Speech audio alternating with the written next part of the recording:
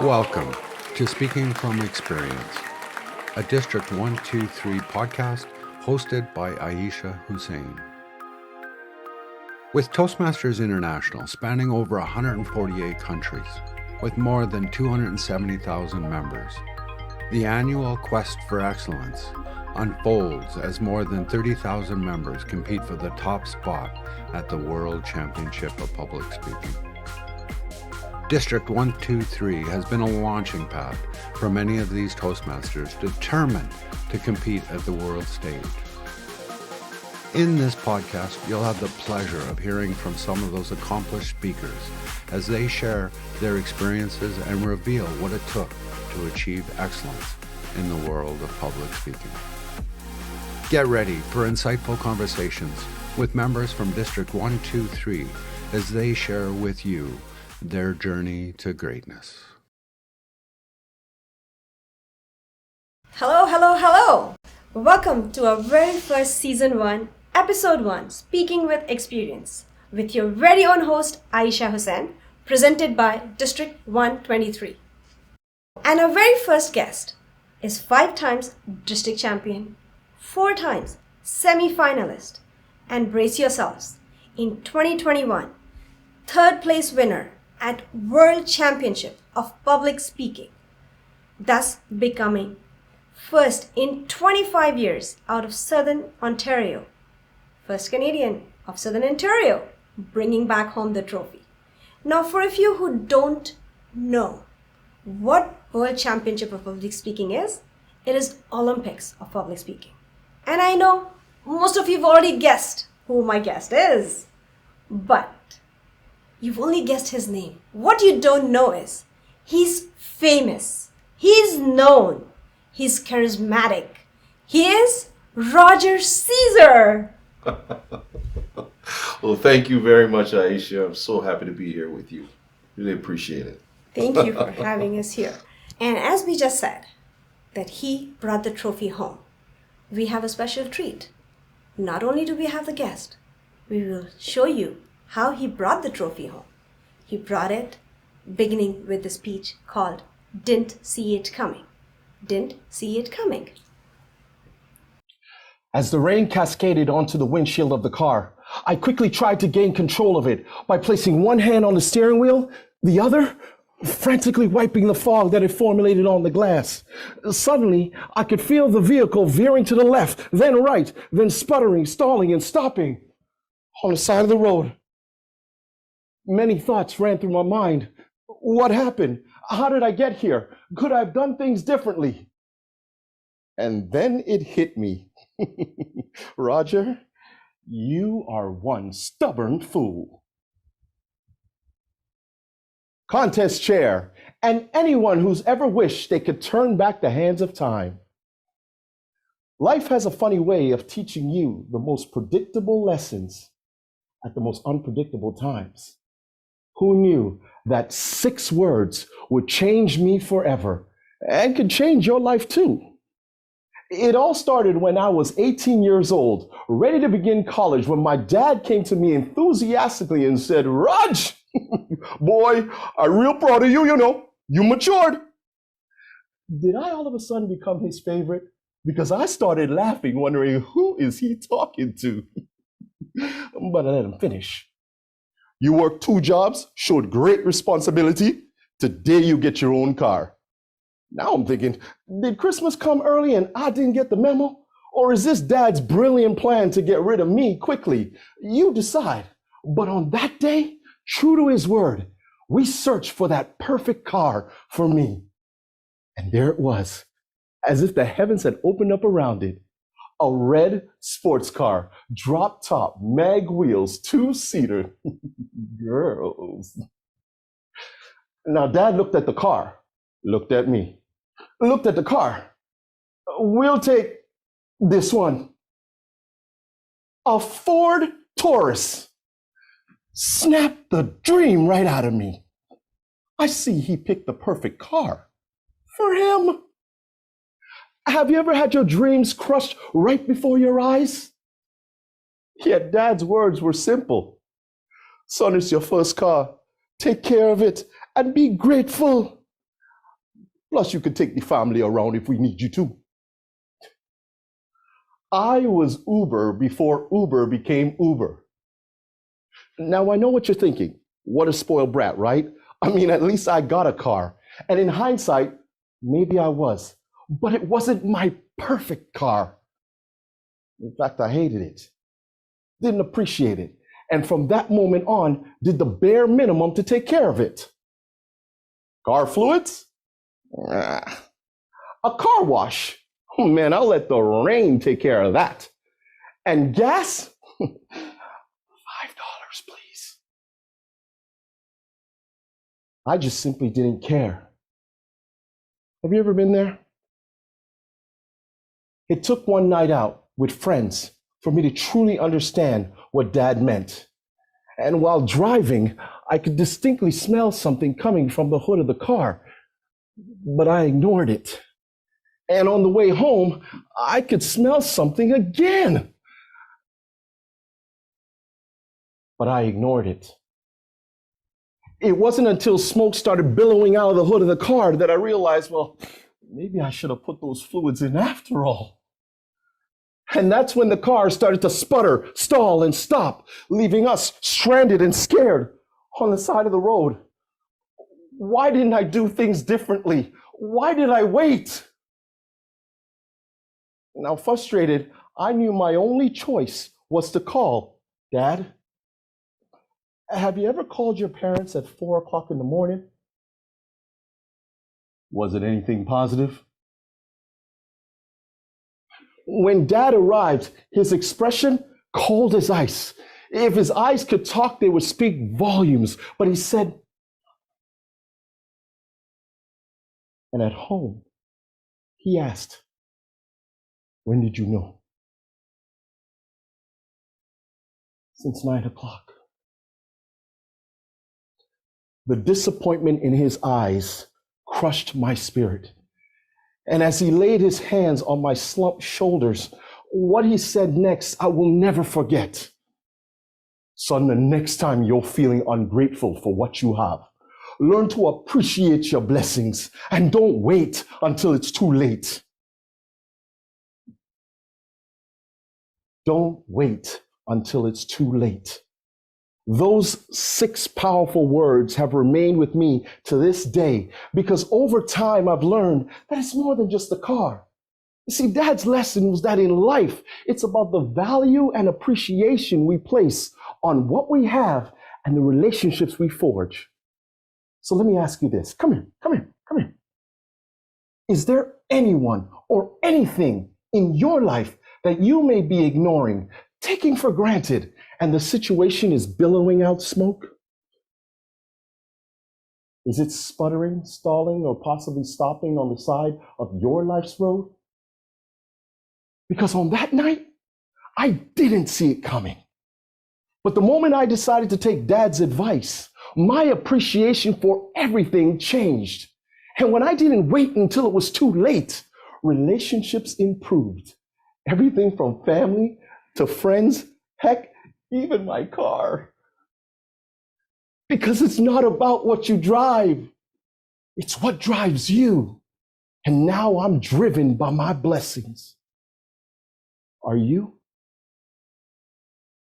If our world today has taught us anything, it's to not lose sight of our blessings and to understand that nothing in this world is perfect.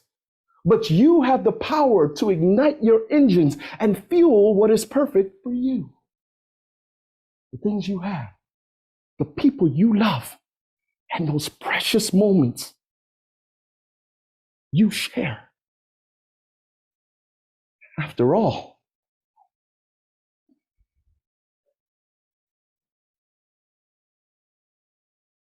it's clear now that all it takes is 6 words. Don't wait until it's too late. Contest chair. Wow, Roger. That was an amazing speech. Thank you. But before I ask you about the speech, I know our audience have a burning question. Why did you decide to join Toastmasters? And so many people join Toastmasters. Not everybody compete. What was that inspired you to go and compete? And how did you know you were ready for world stage? A loaded question, Yes. Ayesha. I'll try to break down everything for you. When I started in Toastmasters, it was primarily because I wanted to feel comfortable in small settings. Most people join Toastmasters because they either have a speech to do or a presentation, or they just don't feel comfortable in front of large crowds. Large crowds did not scare me. Situations like this, walking into a boardroom and having to speak to 10 people in there and try to sell myself, I would get nervous. I would sometimes start to perspire. And a situation that had happened where I had went in to see a brand new supervisor of one of the companies that I have been going to for many years. When I walked in there and tried to introduce myself, I didn't realize that he was an introvert. And I'd never experienced anything like that before. So the conversation, which was about probably 5 minutes, felt like 5 hours in there. And when I left there, I came back to my office, said a few things that I can't say on camera, but I realized in that moment I needed help. I needed to feel comfortable in those situations at all times, and I never wanted to be intimidated by anyone, anywhere, anytime. So that was the reason why I started Toastmasters. When you asked me, how did I know I wanted to be on the world stage and stuff like that, I think everybody has a story when it comes to Toastmasters where somebody at some point sees something that they didn't see. And I always refer to the 2014 world champion of public speaking, Denajaya Hederachi, who said, "I see something in you, but I don't know what it is."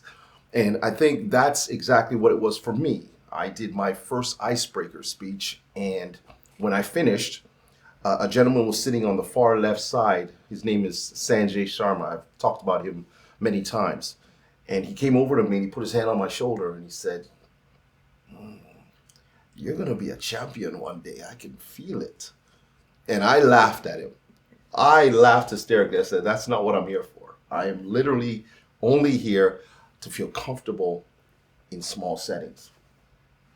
And as I continued to deliver speeches each time, he was in that corner and he would still put that little finger up and go, "You'll be a champion. You can do it." And he's the one who forged that feeling inside me to say, okay, let's pursue this. Let's see what this is all about, this part of Toastmasters. And that's why I started.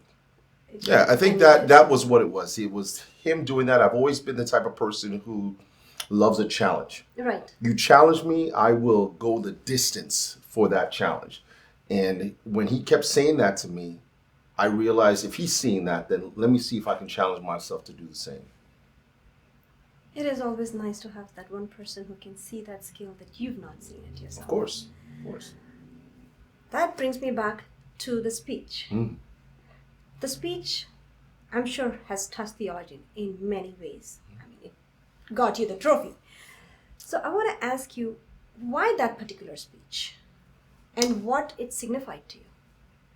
Well, that was my semifinal speech. Obviously, if for those who don't know the process when it comes to the international speech contest, you start at the club, you go to the area, then you move on to the division, of course, the district. And if you are successful at the district level, then you head to the semifinals and then the finals. That speech I started back at the club level. And the reason why I wanted to do that particular speech was because that's a very famous story with my dad and myself.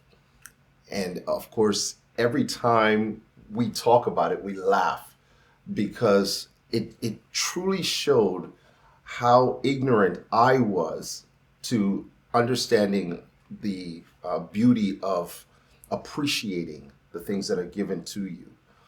I never liked the car. I wanted a different car. And when he gave me that particular one, I never appreciated it at all. But the lesson that comes out of that is that you don't number one, you appreciate everything that's given to you and what you have.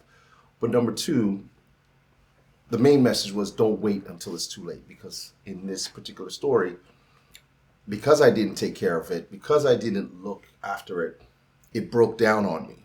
And my dad's words rang in my head. And it's a lesson for everyone when it comes to anything in their lives. And that's what I loved about putting this particular speech together. Your stories are personal. Right. But the message is universal. And that message can apply to anything in anyone's life. Like, don't wait until things are breaking down before you fix it. Relationships, work, cars, in my case, but anything in life, if you know it needs fixing, fix it before it's too late. It's a beautiful message, and I'm sure it strikes a chord with everyone who hears it. I'm hoping. That now shows a human side of you. Mm-hmm. And I know that many people who are trying to make way into public speaking, they also manage a full-time career. Most people. Mm-hmm. Because, hey, let's face it, we don't have that luxury to say, stop everything and go after your dream. Yeah. Knowing what I know about you, you also run parallel Caesar Transport. Mm-hmm. How do you balance that entire public speaking, because that's a full-time job, mm-hmm. and maintain the whole balance of running a business on its own? Mm-hmm. And while you share your own secret, how would you tell our new aspiring speakers a tip that they can use it in their life to balance that? That's a good question. Number one, for me, it's a slightly different. This is a family-owned business. My father started it. Well, we're going to be celebrating 40 years in business. When I took over, and again, ironically, that's when I started Toastmasters. So it was probably about 17 years ago I took over the business, and then 5 years in was when that situation happened. So I've been in Toastmasters for 12 years now. But it was self-sufficient, and it ran for itself. We have great staff here. Many of my employees know exactly what they're doing. So I was able to go through my passion. Right? I was able to do that. Now, it doesn't mean that it's easy, because owning a business and trying to also be at the top of your game as a speaker was difficult. Right. But because I had the support and the help of people around me, I was able to enjoy being a public speaker as well, or trying to get to that level while having this work out for itself. And I would tell people in general, if they have a job and they still want to learn the ideas and the craft of speaking, take advantage at work. If you have the opportunity at work to step up for a position or to do a presentation at work, take those opportunities to craft your skills as a speaker. Right. So that while you're still at Toastmasters or wherever it is that you are learning to do public speaking, that you are also using it in your profession, and it allows you to continue. Like for me, it's when I go to meetings, how do I speak there? Am I using table topics well? Am I using those skills that I've learned in Toastmasters to help me and motivate those that are around me? I try my best. I'm not always perfect, but I try my best. So that's where the balance comes. Okay. So that tells me now how you're balancing your public speaking and your business. But I also know you support various charities. Yeah. Any particular charity that's closest to your heart and you would want to bring it attention to our audience? Yeah, I did a speech, and a lot of people in Toastmasters have heard this speech before. I won't give it out completely because it's one of my keynote speeches that I perform. But it was about meeting a homeless man. And at the time, I passed over him numerous times, never realizing that my thoughts and the things that I was going through on that day superseded his humanity in that moment. And from that, I started to realize how important it was to help those who are in need like that. There's a place here in the Brampton area called Knight's Table, which feeds the homeless. And every year I've been donating there, and I go and I bring food as well. Something small that I do that I feel, because of what I went through with that particular person, is my way of giving back. And I've loved working with them. I've loved going there and trying to make a difference. And I think that's what's important with anybody, is that you find a way to make some difference in the lives of someone or others in this world, if we can. No, I love the idea of giving back. And the way I see it, that if together we all give whatever little we can give back, our society would be a much better place to be in. Yep, most definitely. Since this whole topic is about speaking, I will get right to the business now. All right. And let's get some juice for our aspiring speakers. Is, do you get nervous before you go to the stage? And if you do, how do you handle it? What would you tell our audience and say, hey, do this little trick and you'll be all ready to go on the stage? I'm going to correct you on that. There is no one thing you can do as a speaker. I want to be very clear about that. I don't want people to look here and say, oh, that must be the magic trick.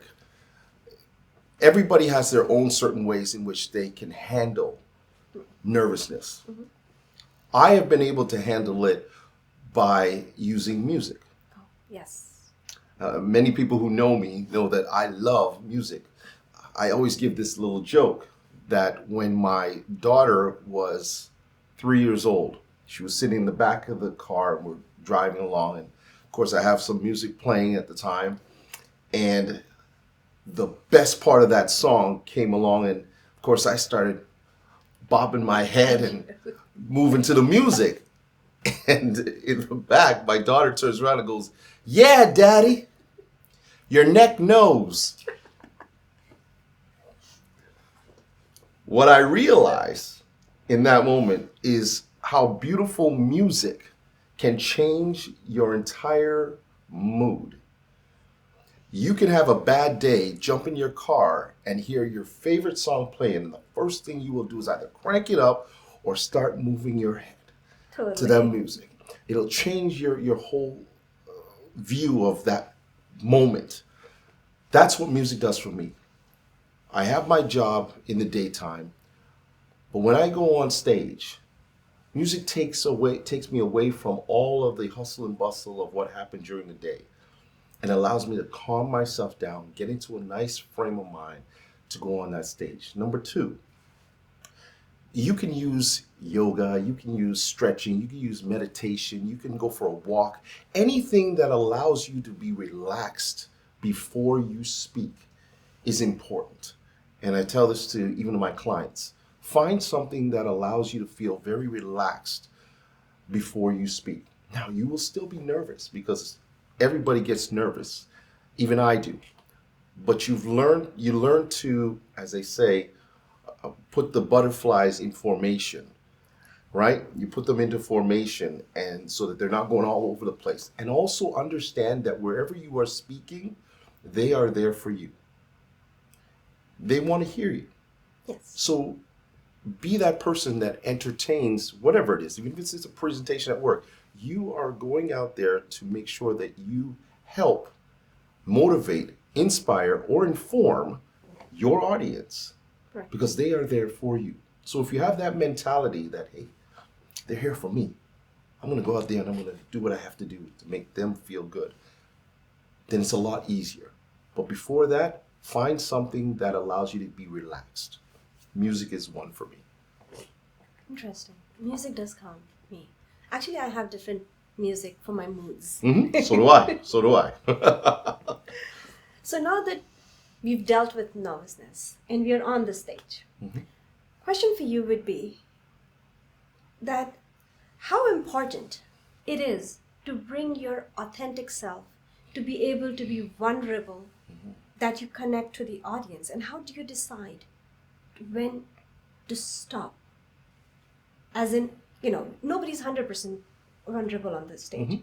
To what level is it important that gets you connected to the audience? Okay. If you will allow me or indulge me in taking this answer for a bit of a stretch here. Yes, go ahead.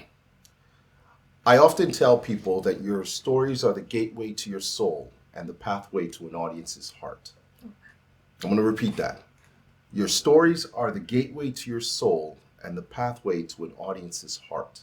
Meaning that when you allow yourself to be vulnerable and share those inner stories, that is what connects to the audience the most. It's not the flash in the pan. It's not the rah-rah on stage. That may get you a couple laughs. That might get you a moment. But when you can look within yourself and find those stories that you have gone through and allow the audience to feel it, that is when they connect with you the best. The problem is, Ayesha, is that oftentimes people are afraid to share those stories. Yes. And the reason why is because they want to throw it in the back of their minds. They want to lock it up, take the key and throw it away. Why? Because they don't want others to hear those stories because they're embarrassing, they made them mad, sad, whatever you felt. Well, more importantly, you don't want to remember it yourself. So it's easier not to talk about it or think about it. Here's something that I learned. Those are the stories that someone in the audience on that particular day is waiting to hear from you. I'm sure you as a speaker have had it happen many times where you've done a speech and someone comes to you and says, I needed to hear that. Yes. I'm going through that. I didn't realize you had that happen. Can you share how you got through it? That has happened to me. That's very surreal. Right? Yes. On many occasions, that has happened to me.